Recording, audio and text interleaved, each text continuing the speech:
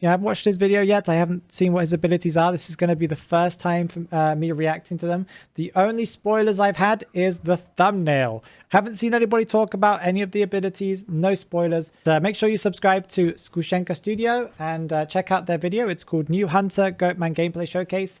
Let's do it. I think you guys can hear it.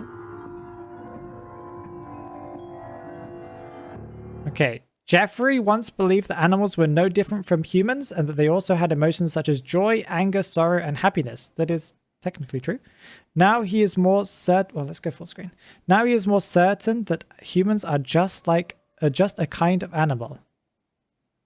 Oh, okay. New Hunter Goatman, Cage of Trapped Beasts. Okay, before we continue, he looks so cool. He looks really... I love how their hunter designs are just... creepy, you know? Very, very creepy. They had to make him look a little ugly because I bet you he looks pretty hot as a survivor. That's probably why. Okay. I have watched his story video, so I can understand what's going on here. Looks to be a normal speed hunter. Creates a physical cage with collision. Nobody can enter or leave the cage. Survivor's interaction speed is reduced by 10% within the cage's radius.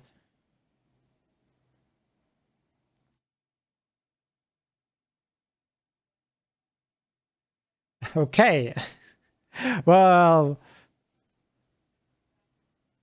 And it's a pretty big area. Okay, so I guess that makes sense that it's a big area. You have to be really good at abusing an area. Or I guess as a hunter, if you're playing this guy, you would just put the edge of the wall so that they're forced into an area without any kiting areas. Wow, there's going to be some interesting learning to do with this hunter. Wow. But that's cool because the area, it's kind of promoting survivors to, like, pushing them to learn how to tight kite or well, not tight kite, like learn how to kite in areas and not just transition kite. Okay. I'm hoping that this continues. They do have 10% reduced movement speed though. No, interaction speed, not movement speed. Interaction speed. Oh, you can also block them from going somewhere with the wall. Okay. That's interesting. Each cage creation consumes energy, which recovers by 2 points per second and capped at 120 points. Each cage creation consumes energy, which recovers by 2 points per second and capped at 120. So I guess it means that... Okay, I think I understand that. Okay. Inside the cage, survivor and hunter can transfer themselves on the opposite side symmetrical to their position by entering through the cage's wall. What? Inside the cage, survivor and hunter can transfer themselves on the opposite side symmetrical to their position by entering. So it's like Snake, where you go, if you go through a wall, you just pop out the other side. Interesting. Okay. Decent recovery time. Yeah, okay. There's a cooldown for each transfer, 2 seconds for survivors. Yeah, so it means that they can't, you can't just kind of go in and out, in and out, in and out of the wall to avoid getting hit or whatever. Like you can, similar to like photographer. Okay. That makes sense. And 0.8 seconds for hunter, so that the hunter does have the chance of catching up to them. Yeah, okay, okay. That's kind of funny. It's kind of interesting. Or does she teleport to the other side? She does, with a bit of a delay there too. Okay. Hunter and survivor can remove the outer and inner wall of the cage when... So hunter and survivor can remove the outer and inner wall of the cage when there's a moving survivor inside the cage. Other survivors won't be able to remove the cage. Other survivor... What does that mean? Hunter and survivor can remove the outer and inner wall of the cage. I understand that they can destroy the wall. Okay, but when can they do that? When there's a moving survivor inside the cage, or just anyone? No, it's not. It's not when this, then that. It's when there's a moving survivor inside the cage. Other survivors won't be able to remove the cage. So you can remove the cage if there's no one inside.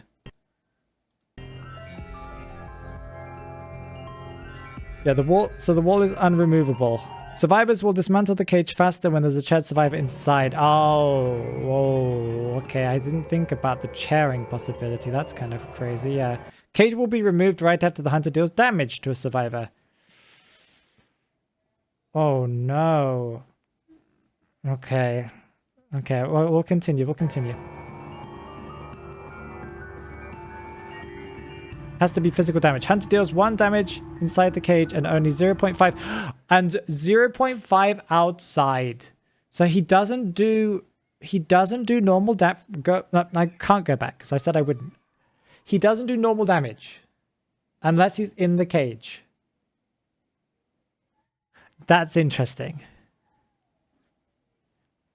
Oh ho ho ho ho ho. The cage's size can be adjusted freely. Okay. How?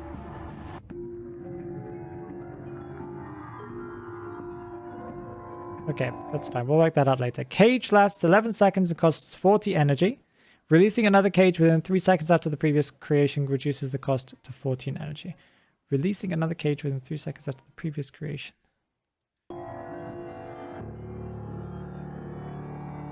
Why? That's weird. Okay. First present ability unlocks a back leap, which sends the hunter backwards with within a certain time duration. What? Why? The leap's duration can be extended after leaping into the cage's wall and transferring yourself on the other side. Wait, what? You can release the cage while leaping and transferring will be with... Wait, no. Okay, well, I missed that bit, but that's fine. What? Everything else was making sense to me up until now. Second presence increases the energy accumulation speed. Okay, that's fine. That's normal. So he gets his wall creation thing a little bit faster.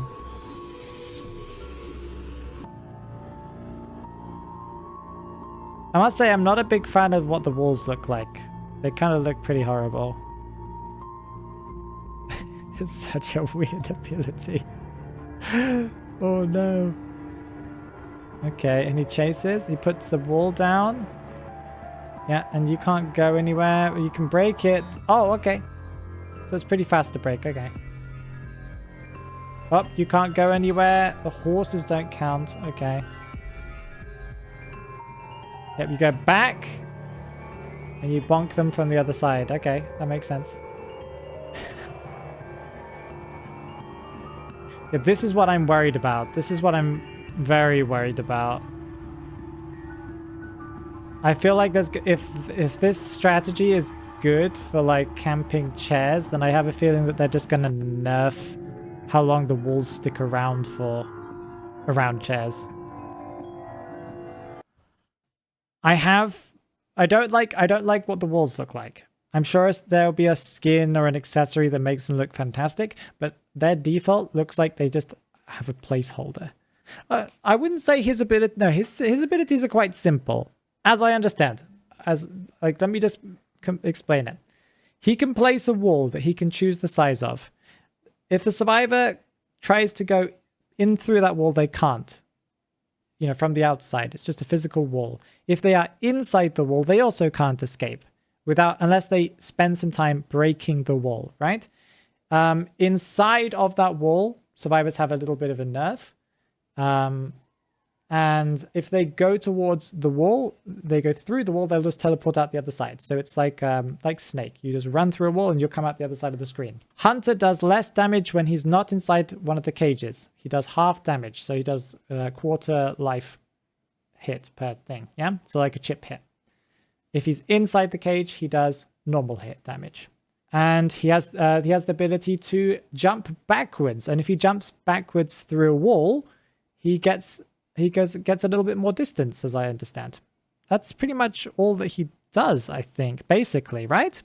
When you place a wall, how well can you use that? Can you cut people off from using areas? There are usually pallets and windows and stuff everywhere. And it looks like you can't make the walls small enough where you can just trap them in an empty area. It looks like you're going to have to trap them around pallets. I feel like people are going to place the walls so they are just inside pallets so people can't use those pallets. But yeah, if you can like kite and you can tight kite really well, and you know how to use windows and stuff, this seems like it isn't too bad. And I can see some utility for survivors and for hunters to go through walls and teleport the other side, because if you know the map very well, you know what's on the opposite side of this teleporting wall, right? So you can be like, okay, if I go this way, I'll land in a better area. If the hunter's like following straight after you and he locks you in, you could maybe double back or go to the left or right and then go through one of the walls and teleport to like a safer place as well. There's some interesting things with this. I am worried about camping though, but he does do less damage when he's outside of the wall. And if he has a wall blocking you from getting to the chair, he's only doing quarter damage to you. So you can take 2-3 hits. I am also slightly worried about how easy it is going to be to interact with the wall and not go teleporting through it. Because you have to, when you run up to the wall, you have to like interact with it, right? But if you touch the wall, you teleport. I hope that that's optimized and that you run up to it, you try and press it, but you're already been teleported through, because that would be kind of sad. Okay, also, I'm very sad that he doesn't have any spirit animal abilities. What does this cage, like, I guess the cage has something to do with his story, but barely. He looks like he's a normal speed hunter. So you could summon... We didn't really see the distance there, did we, of how far he can summon. But it starts... We're not watching at 1080p, whatever. It's probably better for the stream. 0.5. It's pretty quick to summon. You can see the radius of it.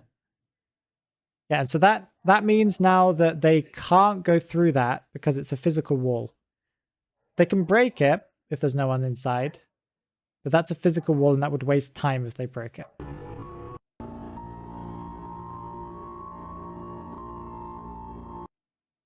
So the cage, survivors and hunters can trust. So you can also, if you're far away from a survivor, you can actually make it so that they immediately hit the wall and go through it and teleport to the other side behind you. That's kind of cool. So you could actually make it so this, like, they're running very far away from you. You put the wall and they just go whoop, and you just turn around and smack them in the face. I think that's what they're trying to suggest here. Yeah, exactly, yeah. That's very cool. So it's a way of slightly dealing with transition kiting, but you know that he's aiming his wall, so you can be very careful because he's holding his hand up, right? So you can be very careful to make sure that he doesn't do that, but he can just drop it immediately, because I think there's a part in the video where he drops it immediately on top of himself. But I'm assuming that makes the wall smaller. That might be the main use for his ability, actually, just quick summoning it. Yeah. Okay. That's funny. I don't think that's a smart idea, though. Unless... Well, maybe it is. This is going to be funny. There are going to be some crazy clips for this. Like using the hunter's abilities. Because she teleports through. But she doesn't teleport through immediately. She kind of bounces off the wall. So she could have stopped. Potentially. I guess. She could have just dropped herself down to the ground and not gone through. This is fine, the whole breaking thing. There we go. The button pops up on the right. There we saw it. There's the button to break it. We don't really see who's breaking that wall. That's fine. Okay, he breaks it there. The question is, why did he even bother summoning that wall there?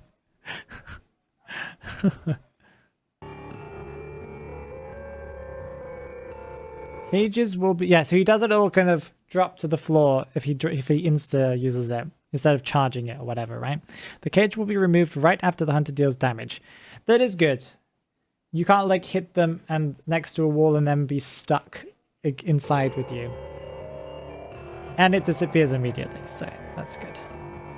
But it doesn't count out. It has to be proper damage to the survivor. Yeah. He does less damage.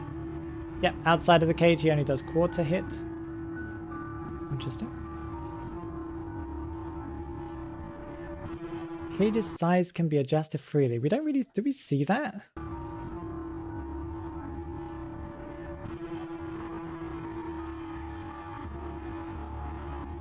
Oh, it's like a bonbon thing. Okay. Like with a bonbon, or you can choose this how long the bomb lasts for. That doesn't change the existing one. That changes the one that you cast next. There are 3 sizes by the looks of it, so you can't micro adjust too much. And it doesn't... That's the smallest it can be. Okay, here's a good example of an area that hasn't got very much in it. And there you go. Like as I just said earlier, you could put it inside of a pallet, so that pallet's unusable, even though it's technically in the circle. Yeah, interesting. What happens if you drop the pallet in the sub? Because your character model would be kind of in the pallet whilst dropping. I don't know. That sounds like a buggy situation. Yeah, this is a good example. But I guess who is going to be in this area? How often are you in the middle of nowhere? If you're in the middle of nowhere, most hunters would get you anyway, right? Wu Chang would get you with the bell. Opera Singer would get you. Geisha would get you. Undead would get you. Guard 26. If you're in the open, any hunter can get you. So, and you still have access to all of your abilities, and technically you still have distance. And if you go to the wall, you teleport to the other side. So it's not like you're just standing there. You're still transitioning. Because you're just transitioning back on yourself. It's very weird. So I think this is fine. This is cool. This hunter's abilities, at least from what I can tell, they feel like they are more interactive, because it feels like you're just being slightly limited in what you can do. It's not like he's stopping you from using your abilities. He's not stopping you from, I don't know, assisting. Because if somebody else is inside, they can assist with you, right? I don't think it just stops one person being there. Yeah. You know, you guys can just do whatever you want, but you're in a circle. And that circle is actually technically an infinite circle. If you go out, it's still bigger because you're still covering more distance. It's interesting. Yeah, this is the costing, how much it costs. The cage lasts 11 seconds. That's not very long, but probably a good amount. And costs 40 energy. He can get up to 120, I think was the maximum. Is his maximum stats that he can gain. I think it was 2 energy per second I think he gains passively, if I remember correctly. First presence abilities unlocks a back leap, which sends the hunter backwards. Yeah, this is where he does his funny little jump. It's a pretty short dash. Oh, that makes it look a little bit longer, but it's not that long. And he gets... The leap's time duration can be extended. Oh, so you could, if you press and hold it, it can go longer if you go through a wall, I think is the idea. It's such a weird ability. I love it, but it's such a weird ability.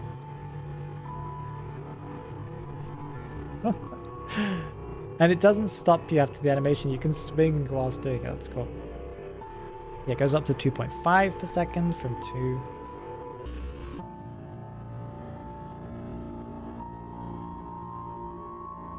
He summons the wall. He dashes backwards. Whoa, whoa, whoa, whoa, whoa, whoa. Wait 1 second. What? So he summons one wall. You can cast another wall whilst in your dash animation? Whoa, okay. That's big brain stuff. Look, so he dashes back. He casts another wall so the wall is immediately behind him. And this creates like a tiny figure of 8. I think, where is he? Yeah, he teleports through the wall that's behind the screen right now into his new figure of 8. And then, whoa, that's so cool. Oh, that's crazy. So yeah, wow. Interesting. Look at this, look at it.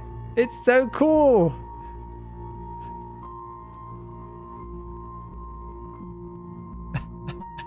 I love how he who rubs his arms like, I just hit a survivor and it hurt. It really, really did hurt.